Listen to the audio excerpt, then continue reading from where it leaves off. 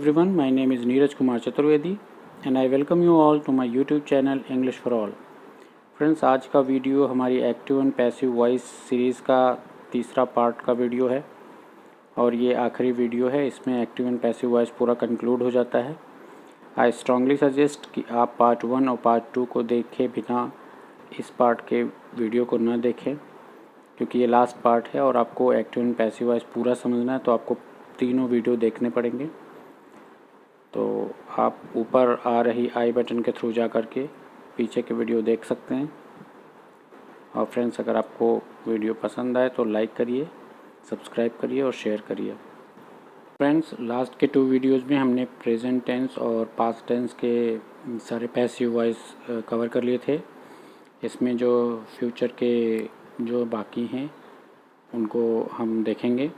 आप जानते हैं कि फ्यूचर के केवल 2 टेंसेस में ही पैसिव वॉइस बनते हैं, एक तो सिंपल फ्यूचर और दूसरा फ्यूचर परफेक्ट। उसमें भी फ्यूचर परफेक्ट जो है वो बहुत ज़्यादा यूज़ में नहीं आता है। तो हम देख लेते हैं सिंपल फ्यूचर की पैसिव वॉइस कैसे बनती है। इसका जो स्ट्रक्चर है जो हम यूज़ करते हैं उसमें हम विल या शैल, जैसा कि आप जानते हैं, यूज होता है सिंपल फ्यूचर में, प्लस बी आता है और फिर वर्ब की थर्ड फॉर्म या पास्ट पार्टिसिपल फॉर्म यूज़ करते हैं हम। तो उसमें भी शैल जो है, चूँकि ओल्ड यूज़ है तो हम शैल को नहीं ज़्यादा यूज़ करते हैं, विल ही होता है मेन। बट फिर भी मैंने यहाँ पे बता दिया कि इन केस कोई सेंटेंस आपको शैल वाला मिल जाए तो आप विल की जगह पे शैल लगा के आप पैसिव बना लेंगे। तो इसमें shall will plus be verb की थर्ड फॉर्म या पास्ट पार्टिसिपल फॉर्म ये यूज़ होगी पैसिव बनाने में। आइए एग्जांपल देख लेते हैं। She will buy a gun, इसका बनेगा a gun will be bought by her. इसमें आप देख रहे हैं ऑब्जेक्ट जो है सब्जेक्ट बन गया, विल और बी है और बॉट वर्ब की थर्ड फॉर्म है।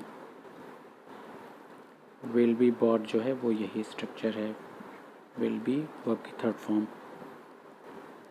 सब्जेक्ट ऑब्जेक्ट की जगह पे, सब्जेक्ट जो है ऑब्जेक्ट की जगह पे आ जाएगा और ऑब्जेक्ट जो है वो सब्जेक्ट की जगह बन जाएगा। पैसिव वॉइस में हम सबसे पहले सेंटेंस में ऑब्जेक्ट ढूंढते हैं जिसको सब्जेक्ट बनाया जा सके पैसिव वॉइस में। नेक्स्ट है trucks will not carry heavy loads. इसमें हैवी लोड हमारा ऑब्जेक्ट है तो इसको हम सब्जेक्ट बनाएंगे।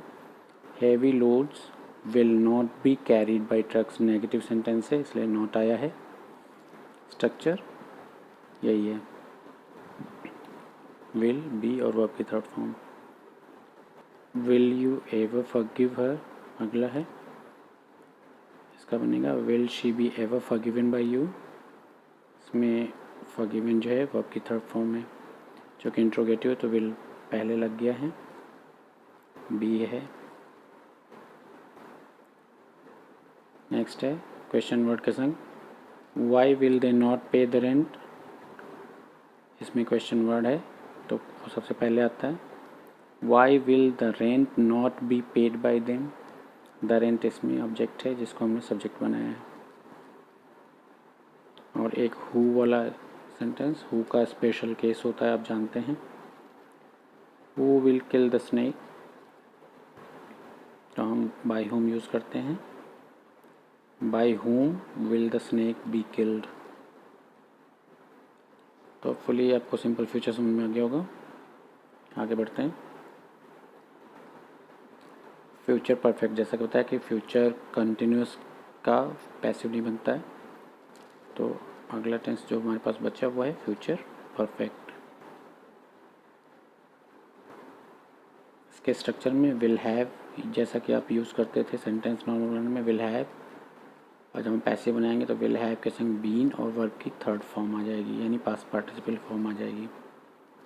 एग्जाम्पल देख लेते हैं।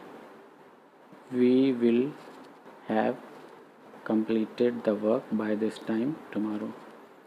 ऐसे बनाएंगे इसका, the work will have been completed by us by this time tomorrow.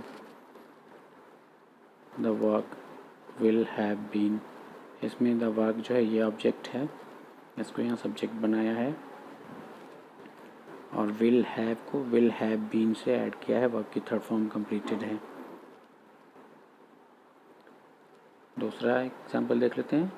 I will have sold this old car by next month. इसमें दिस ओल्ड कार ऑब्जेक्ट है जिसको हम सब्जेक्ट बनाएंगे। This old car will have been sold by me by next month. आप देख रहे हैं दोनों में स्ट्रक्चर फॉलो हुआ। विल हैव बीन वर्ब की third form, will have been sold इसमें फॉलो हुआ है, विल हैव बीन कंप्लीटेड इसमें फॉलो हुआ है। तो इसी स्ट्रक्चर से बनता है फ्यूचर परफेक्ट का पैसिव फॉर्म। ये जो टेंस है इसका जो पैसिव बनाना है ये बहुत ज़्यादा पूछा नहीं जाता है और ना ही ये बहुत ज़्यादा यूज़ में आता है। अब कुछ स्पेशल सेंटेंसेस होते हैं जिनमें हम कैसे पैसिव बनाएंगे वो देख लेते हैं।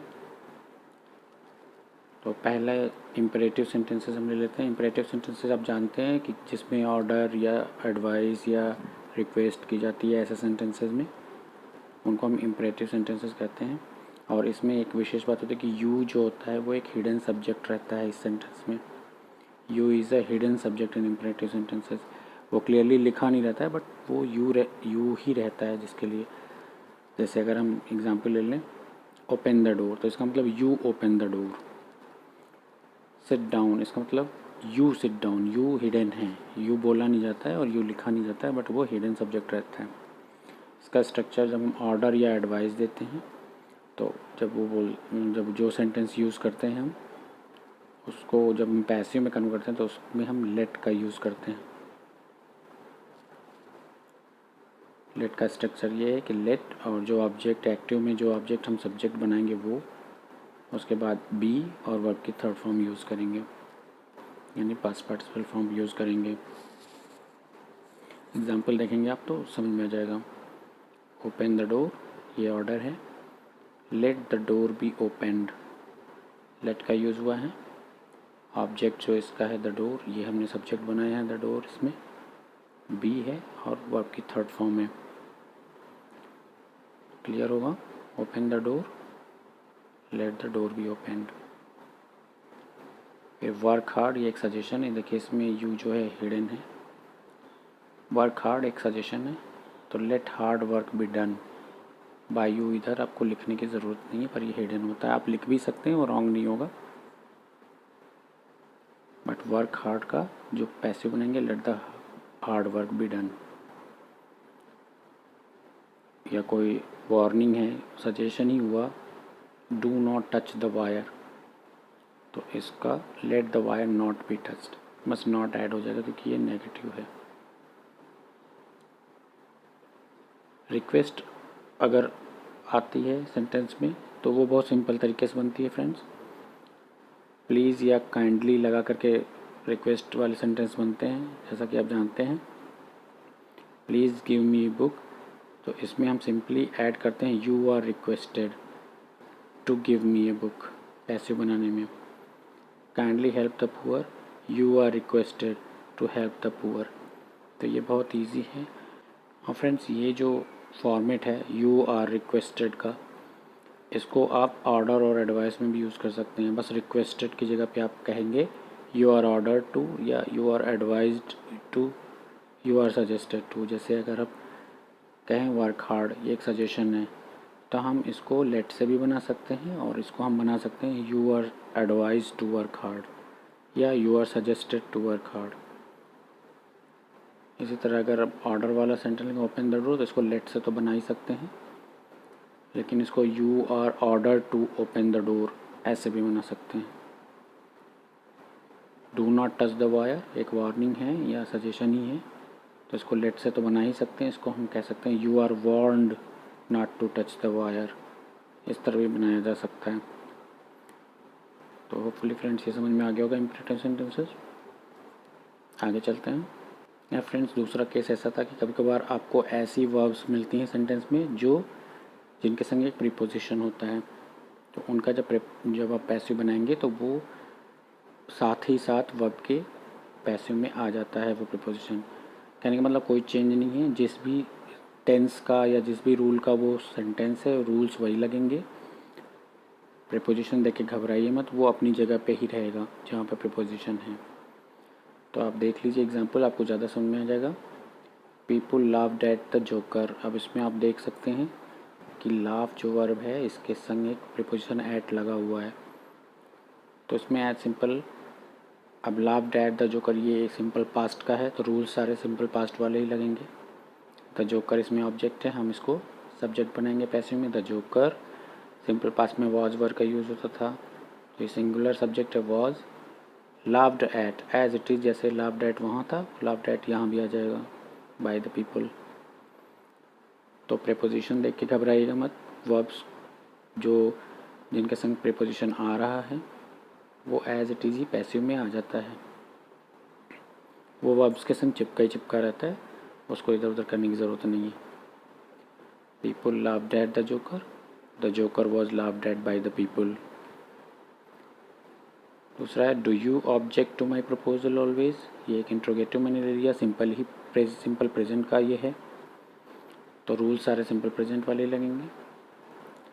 Is my proposal objected two by you, आप देखिए ऑब्जेक्ट और टू प्रीपोजिशन है इसके संग, ये एज इट इज़ आया हुआ है ऑब्जेक्टेड टू थर्ड फॉर्म में, क्योंकि पैसिव में थर्ड फॉर्म लगाएंगे हम, और चूँकि सिंपल प्रेजेंट का सेंटेंस है तो इज़ रहेगा। माई प्रपोजल सिंगुलर सब्जेक्ट है, माई प्रपोजल इसमें ऑब्जेक्ट था, इसको हमने यहाँ सब्जेक्ट बनाया, तो सिंगुलर होने की वजह से हमने इज़ लगाया, वो आपकी थर्ड फॉर्म ऑब्जेक्टेड आई। टू प्रीपोजिशन जो फॉलोड वो एज इट इज उसके संग ही संग आया। तो होपफुली ये समझ में आ गया होगा कि वर्ब्स जो प्रीपोजिशन से फॉलो करती हैं तो उनको कैसे बनेगा, इसी तरीके से। अगला केस है फ्रेंड्स कि जब दो ऑब्जेक्ट हमें मिले सेंटेंस में तो हम कौन से ऑब्जेक्ट को चुनें, तो इसमें भी बहुत सोचने वाली बात नहीं, आप किसी भी एक ऑब्जेक्ट को लेकर के बना सकते हैं। जैसे कि एग्जांपल आप लेंगे, they sent me a message, इस सेंटेंस में आप देख रहे हैं कि अ मैसेज भी एक ऑब्जेक्ट है और मी भी एक ऑब्जेक्ट है। इसमें आपकी जानकारी के लिए बता दूं, जो वर्ब के पास रहता है उसको हम इनडायरेक्ट ऑब्जेक्ट बोलते हैं, और जो मेन ऑब्जेक्ट होता ही है सेंटेंस का उसको हम डायरेक्ट ऑब्जेक्ट बोलते हैं। तो आप चाहे तो मी को भी लेके आप पैसिव बना सकते हैं और मैसेज को भी। तो पहले जब हम मैसेज को लेंगे तो a message was sent to me by them, चूँकि ये सिंपल पास्ट का है तो रूल सारे वही रहेंगे। वॉज वर्ब की थर्ड फॉर्म वॉज सेंट है, और अ मैसेज को हमने पिक किया, सब्जेक्ट बनाया, तो वो इस तरह बनेगा, a message was sent to me by them. और अगर मी को अगर हम पिक कर लें तो I was sent a message by them हो जाएगा। इसमें सोचने वाली बात नहीं है फ्रेंड्स, अगर दो ऑब्जेक्ट्स हैं सेंटेंस में तो आप किसी भी एक ऑब्जेक्ट को लेकर के पैसिव बाय वॉइस बना सकते हैं। आगे बढ़ते हैं फ्रेंड्स। अब सेंटेंसेस ऐसे आते हैं जिनमें मॉडल वर्ब्स होती हैं। जब मॉडल वर्ब्स का मतलब होता है can, could, may, might, would, should, need, ये सारी जो वर्ब्स होती हैं उनको आप जानते हैं कि मॉडल वर्ब्स कहते हैं। मॉडल वर्ब्स पर मैंने एक वीडियो बनाया था पहले, आप उसको देख लें, आपको मॉडल वर्ब्स पूरी तरह समझ में आ जाएंगी। तो ऐसे सेंटेंसेस का जो पैसिव वॉइस बनाएंगे तो इसका स्ट्रक्चर है कि मॉडल वर्ब्स प्लस बी और वर्ब की थर्ड फॉर्म यूज़ करेंगे, पास्ट पार्टिसिपल फॉर्म। और बहुत ही सिंपल तरीका है, जैसे सिंपल फ्यूचर का बनता है उसी तरीके से इसका भी बनता है। एग्जाम्पल ले लें, I can lift this heavy log, इसका पैसिव वॉइस बनाएंगे this heavy log can be lifted by me. अब आप देख रहे हैं कि इसमें कैन बी लिफ्टेड ये स्ट्रक्चर फॉलो किया गया है, मॉडल फॉर्म बी और वर्ब थर्ड फॉर्म यही है। हैवी लॉग को सब्जेक्ट बनाया है, आई जो है सब्जेक्ट वो ऑब्जेक्ट हो गया है। तो इजी है फ्रेंड्स। अगला देख लेते हैं, शी माइट चीट हिम, इसमें हिम को सब्जेक्ट बनाएंगे, he might be cheated bye her, modal verb है माइट बी और वर्ब की third form. Might be cheated इस स्ट्रक्चर से मैच कर रहा है, मॉडल वर्ब बी और वर्ब की थर्ड फॉर्म। तो इजी है फ्रेंड्स, इसमें कोई बहुत ज़्यादा सोचने वाली बात नहीं है। अब लास्ट कंडीशन एक आती है कि कभी कभार बहुत ही जनरल सब्जेक्ट दिए होते हैं तो उनको जनरली हम जब पैसिव वॉइस बनाते हैं फ्रेंड्स तो उनको रिमूव कर दिया जाता है, क्योंकि वेरी मच अंडरस्टूड वो सब्जेक्ट होते हैं, वो बहुत जनरल सब्जेक्ट होते हैं या अंडरस्टूड सब्जेक्ट होते हैं, तो उनको पैसिव वॉइस में लिखने की ज़रूरत नहीं होती है। जैसे बहुत ही फेमस एक सेंटेंस अक्सर आपके एग्जामिनेशंस में पूछा जाता है, वही मैंने एग्जांपल में लिया है, one should keep once promises. इसको जब बनाएंगे तो प्रोमिसेस शुड बी केप्ट, ये बनेगा। आप देख रहे हैं वन जो है इसमें जो हमने सब्जेक्ट था बहुत ही जनरल है, अंडरस्टूड सब्जेक्ट है, तो उसको पैसिव वॉइस में से रिमूव कर दिया गया है। एक और देख लेते हैं, दे सराउंडेड अस। तो अब उन्होंने हमें घेर लिया है। ये दो सिचुएशन हो सकती है, या तो वॉर की सिचुएशन है जहाँ युद्ध चल रहा हो, तो वहाँ जो सब्जेक्ट होगा वो एनिमी के लिए बोला जा रहा है, या पुलिस से अगर कोई गैंगस्टर वगैरह हैं, अपराधी तत्व हैं, वो घिर गए हैं तो पुलिस यहाँ पे, तो दे जो है सब्जेक्ट वो पुलिस या एनिमी के लिए यूज हो सकता है। बहुत ही अंडरस्टूड है, बहुत ही जनरल सब्जेक्ट है। तो जब इसका पैसिव बनाएंगे तो वी वर सराउंडेड, इसमें आप रिमूव कर देंगे जनरल सब्जेक्ट को। तो होपफुली फ्रेंड्स आपको समझ में आ गया होगा। एक्टिव एंड पैसिव वॉइस की सीरीज़ यहाँ पे कंक्लूड होती है। फ्रेंड्स, आपको अगर कुछ भी पूछना हो, कुछ भी डाउट हो, या मुझसे कुछ मिस हो गया हो, रह गया हो, तो आप कमेंट ज़रूर करके बताइए। तो शेयर करिए, लाइक करिए, सब्सक्राइब करिए, and thank you very much friends.